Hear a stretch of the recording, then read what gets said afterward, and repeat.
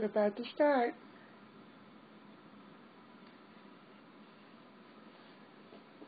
Waiting for the countdown.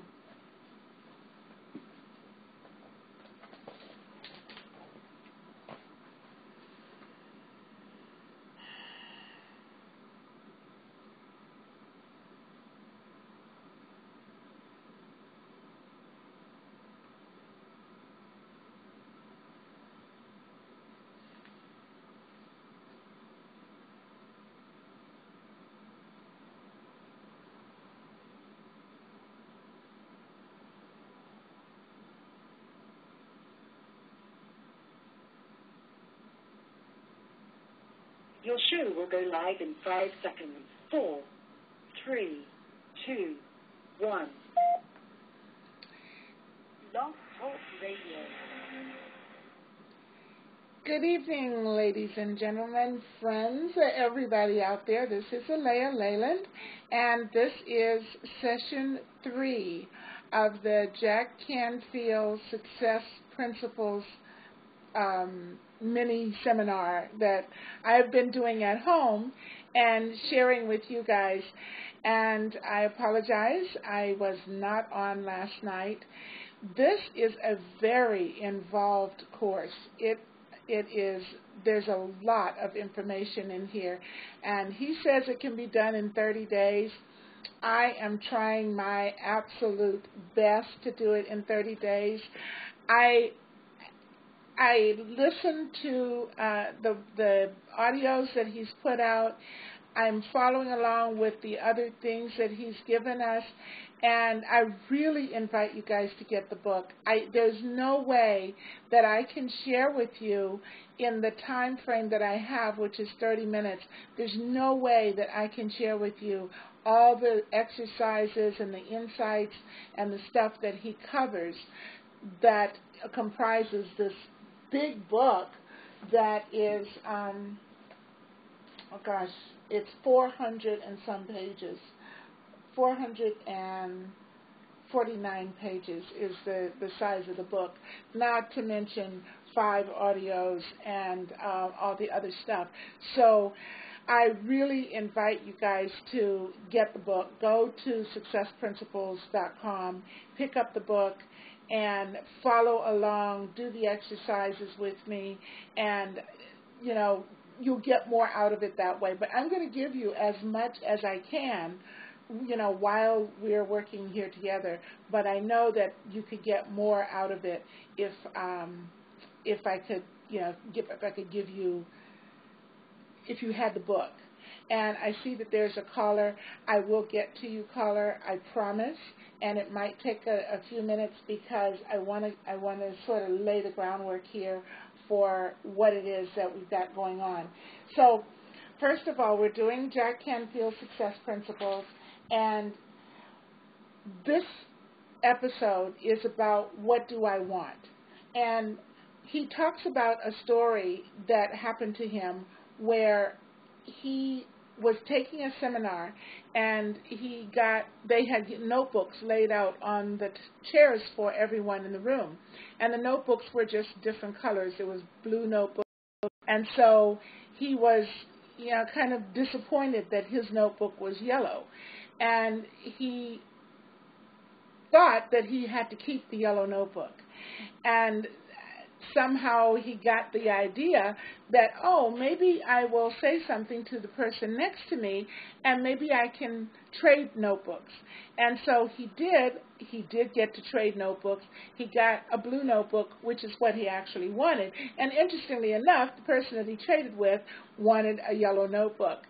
And so he tells that story in order to emphasize that you got to ask for what you want, first of all, but also that you have to put it all out there, not just one thing and go, okay, I got to do just this. I'm just going to work on this thing. But one of the exercises that he suggests in this section is to write down 30 things that you want to do, 30 things that you want to be, and 30 things that you want to have. And if you can get those 90 things down. I had this experience. It's amazing how many things just, you know, fall into your lap, and then you go back and look at your list, and it's all the stuff that was on your list. So I'm convinced that there's power in writing down what it is that you want. So instead of trying to put yourself in some kind of a cubbyhole, and for myself, instead of trying to put myself in some kind of a cubbyhole and say, this is all I can have, this is all I want, I'm looking at listing all the things that I want, you know, everything that I could possibly want, because some of them will just show up on their own, some of them I will have to work for, and some of them will fall off the list. Some of them will be things that I'll go, you know, it wasn't that important. I think maybe I don't want that anymore. And so if we give ourselves the liberty of being the kid in the candy store, then we get to have the experience of wanting it, and then we have the power to decide whether we're going to go for it, whether we're going to let it fall off the list, or whether we're just going to cross it off the list because it's not that important anymore. So that's one of the exercises.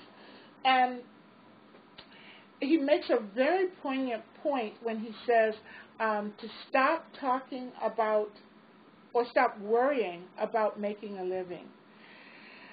And, oh my gosh, that one is huge. It's huge for, I would say, 99.9% of the people on the planet. And I fall into that group. Absolutely, I fall into that group. I love what I do. I know that I want to do something else, and the biggest thing that's stopping me from doing the something else that I know that I want to do is, will I be able to make a living at it? Will I be able to support myself? Will I be able to have the lifestyle that I want? And so, and I'm sure that there's so many of you that have the same issue. And with the current economic climate, people are really like, you know, pushed against their wall and pushed against their resistance because they're afraid that, you know, if I do jump, if I do decide that, oh, I'm just going to go for it, and it doesn't work, then what? You know, are they going to be one of the homeless? Are they going to lose their house? Are they going to, you know, whatever, because they now don't have a job? And I guess the thing that is standing out for me with that is, you know, if we don't do it, you still could lose everything. And so if you do it and you lose everything, at least you can say, I tried. And chances are it will work. I know that when I came to Hawaii, one of the things that had happened to me so many times, I had traveled all over the world. And, you know, not in every country, but I had traveled to a lot of countries. I had lived in Canada, I had lived in Denmark, I had lived in Sweden. And the thing that had happened to me over and over again, I would be someplace, I would have the perfect job, I would have the perfect connections, I'd have a place to live, I'd have everything. But I wasn't sure if it was going to last. And so because I thought that I wasn't sure, I would leave it and go back to what was sure, what was a sure thing. Except the sure thing wasn't really a sure thing. And so finally, in 2000, I decided I made myself a promise. I said, if I get to someplace else that I absolutely love and that things are sort of working for me, I'm going to stay. And that's how I ended up here in Hawaii. I've been here for 11 years. I absolutely love it. It is working for me. It is still working for me. And I think it will continue to work for me as long as I want it to. So if I had continued to be afraid to take the chance, I wouldn't be here. We wouldn't be here. And so it's very important to, first of all, figure out what it is that you want, the 30 things that you want to be, do, and have, and then take the leap and not worry about making the money. And he lists out several people who are doing what they love and making money, and I know others, so I'm going to include some of those. Oprah, first of all, is a main one.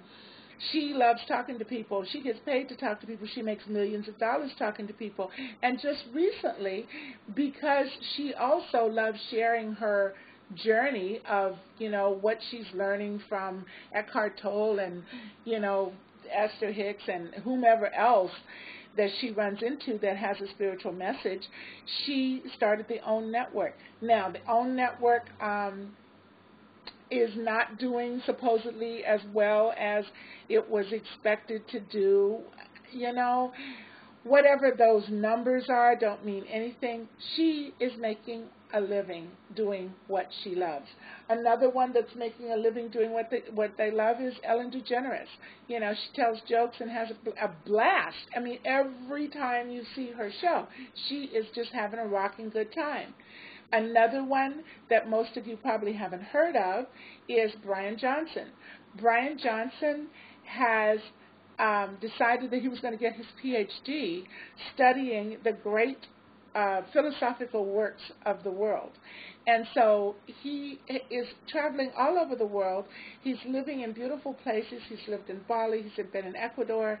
He's been in Santa Barbara. I imagine he will probably come to Hawaii. And basically he is studying the great metaphysical and philosophical works and writing about them and sharing his take on these great works. And he's making a living at it. So Donald Trump likes making deals and buying real estate. He's making a living at it. Robert Kiyosaki likes to teach about how to make money. He's making a living at it. So whatever it is that you want to do, there's somebody out there making a living at whatever that is. Now, according to Jack Canfield, who also is making a living at doing what he likes to do, he likes to teach. He's making a huge living at teaching, and there's levels of it, and it's like, this is something else for us to look at. He was a school teacher. And the thing is, school teachers don't make any money. They spend all their money trying to buy supplies and stuff that the school system's not giving them in order to teach the students that they so want to serve. And he made the shift and started to teach on a global level, and he's making a beautiful living as a teacher. So it is possible to make a living doing what it is that you love. Now, there's no way that, and he says in this book, the biggest thing that the lessons are in this book is to help us, help us figure out what it is that we really want. Figure out what it is that we really, really, really, really would want to get out of bed for in the morning. And then he's going to help us figure out how to make money doing that, how to make a living doing that. So I'm really excited about that. And, I noticed this morning, I got up and I did the gym. Well, I didn't do the gym. I went to the field and I worked out with some other people. And everything fell into place. Even when it wasn't falling into place, it was falling into place. And that's an important thing for us to see, and to see the glory. Tim Van Orton, who, oh my gosh, if you guys get a chance to, if anybody is doing anything with depression, with food, and with managing training, Tim Van Orton is a jewel, and he is, his YouTube channel is running raw, and so go and listen to him. One of the things that he says, he gives us a video every day, and he is riveting. His videos are short; they're about 10 minutes, but he's got so much wisdom poured into these 10 minutes. And one of the things he said a couple of days ago was, when you fall down, look for the blue sky.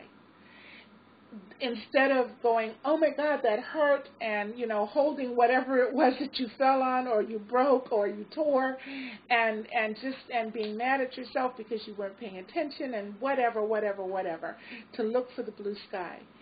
And that has stuck with me. I heard it 3 or 4 days ago. But every time some curveball comes at me, I remember, look for the blue sky. Look for the beauty of whatever it is. And so in the case of the vision exercise, one of the things that I noticed that I'm learning in this work and in the rest of the chores, the many projects that I've taken on this past like 2 or 3 months, one of the things was painting. And I look, for those of you who have been following my Facebook, you've seen the artwork that I've been attempting to do. God bless Joey for helping me to discover my inner artist. And I'm discovering what I want, what my purpose is. But one of the things is painting, and painting is helping me to be more present in the world, to see my world, to see what's around me, and to see colors and shades and shadows and nuances and movement and light. And it's amazing. It's like I become, before that, I was kind of walking through the world and not really seeing it. And so between Joey's teaching me to paint and my learning how to paint and this course, I am discovering what's inside of me and what it is that I want to express. And I think that continues to change. I think it moves and changes for each person as we go along. We have to keep rediscovering ourselves. I'm at a Saturn return right now, or close to it. And, we get 3 of them in the average lifetime. If we live past 100, then we're going to get more. But we normally get one at 30, I think it is, and one at 60, and one at 90. I think they come every 30 years or something. So I'm coming up on my second. Yeah, no, I'm not. No, I'm not. I'm coming up on my first. Yeah, right. No, I'm coming up on my second Saturn return. And so I'm at that space of, what do I want to do? What is my next glory? And the other thing that Jack Canfield goes into is, callers, I am not going to be able to get to you guys if I get through all of this. If you can shoot me an email with your comments, and I can try addressing them that way, but I'm trying to get like all of these exercises out for those people who may not be able to afford the book or whatever, so that people can follow along. So if you could please shoot me an email. My email address is ALEIGHLAND@yahoo.com. alayland@yahoo.com. And that way I can address your comments. And I apologize. If I can make the commitment to be sure that I'm doing the shows, then I'm going to go into where I have longer to do a show. But right now, it's a 30-minute slot, and I'm trying to chunk all this information in this 30-minute slot. So I apologize that I am not getting to the callers.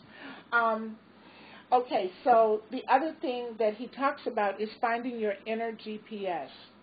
Now, all of us in the 21st century, I mean, gosh, rental cars even come with GPSs now, but we all know what a GPS is, and a GPS basically pinpoints where we are, and then we put into it where we want to go, and the GPS sort of plugs in the route. And Jack Canfield's suggestion is that we find our inner GPS, that we, first of all, decide what it is we want, and then determine where we are currently, and when we plug in where we want to go, the universe, God, Spirit, all the things will fall into place that will help us to get to the place that we've set out that we want to go to. But we have to clarify our vision for our life. And he's spending a lot of time on that. And I realize, as I'm going through this course, I realize that I did not spend enough time on that all this time. I've been saying, oh gosh, I don't know what I want. And for the most part, my life has unfolded quite nicely. quite nicely, but it has unfolded without a whole lot of planning on my part. I just kind of go with the flow, you know? And there's nothing wrong with going with the flow, except when I go to look back on what it is that I've accomplished, I realize that if I had had some type of guidance, if I had had some type of plan, if I'd had a vision about where I wanted to go, then I could have accomplished so much more, and so many more people could have benefited from my, from my journey. I can't remember who it is that says it, that if you don't know where you're going, anywhere that you end up is fine. And that's sort of the way it is if you don't have a vision. So the big thing that he's pushing is to clarify your vision.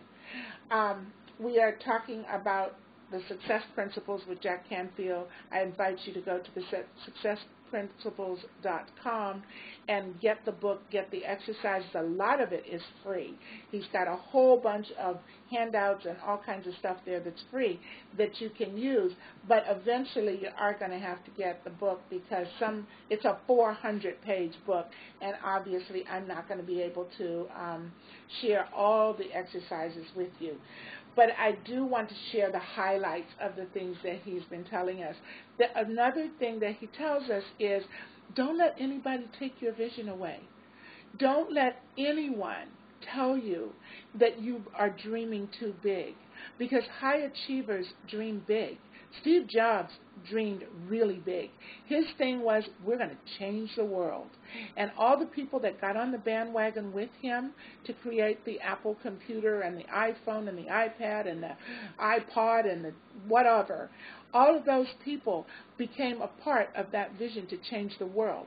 The same thing that happened with him happened with, say, Martin Luther King. All those people that got on his bandwagon to end prejudice and all of that in the world. He changed the world. He dreamed really big. And there's hundreds of other people that have dreamed huge. There's Ryan's Wells. I don't know if you guys have heard of that, this little boy that raised money. He was Canadian. He raised all this money and took it to Africa and created wells in Africa so that the kids in Africa would have water to drink. And he dreamed huge. People were telling him, there's no way. You're just a little kid. There's no way that you're going to be able to make millions of dollars for wells. Ryan is still creating wells. And at the time that he started, I think he was 9 years old. So don't ever let anyone take your dream away. Jack Canfield tells a story about a little boy that wrote, the teacher asked them to write a report of their dream of what they wanted when they grew up. And this little boy wrote a huge story about his ranch where he had racehorses, thoroughbred racehorses, and he had, all these workers working for him, and he had stables and he had pastures, and it was this beautiful dream of a place. Well, at the time this little boy wrote the story, he was living in the back of a camper living in a camper that was on the back of a pickup truck with his dad, and they had no money at all. And the teacher gave him an F for his story.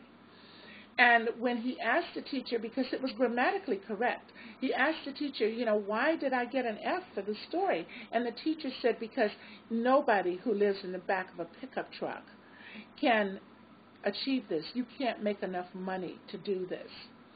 And you write the story over and be realistic, and I will give you a better grade. And the little boy took his paper, and he thought about it, and he came back, and he turned the paper back in, and he said, you can keep your good grade. I'm going to keep my dream. And that little boy is currently the owner of a huge 150-acre farm in Southern California. Don't ever let anyone take your dream away. Jack Canfield says that. I know that. I know I've had people tell me that I think too big, I plan too big, I'm just too big. Don't ever let anyone tell you that, because you are not too big. You can't be too big. You are as big as your dreams, and the universe will come to you and help you to manifest your dreams if you can articulate what they are. And that's what this course is helping us do. And so one of the other exercises, he has something that's called the vision exercise. And he says it's easy and possible to, kind of think about the vision exercise and go through all the different things of how much money do you want to make, what kind of community do you want to live in, what kind of house do you want to live in, what's your family like, what your associations are like, what your philanthropic things are like. It's possible to just sit and kind of ruminate about that, but it's even better to write a day in your life. And then he gives an example, this morning I woke up and looked out of my, 4-bedroom home that sits on the golf course, and I saw, whatever.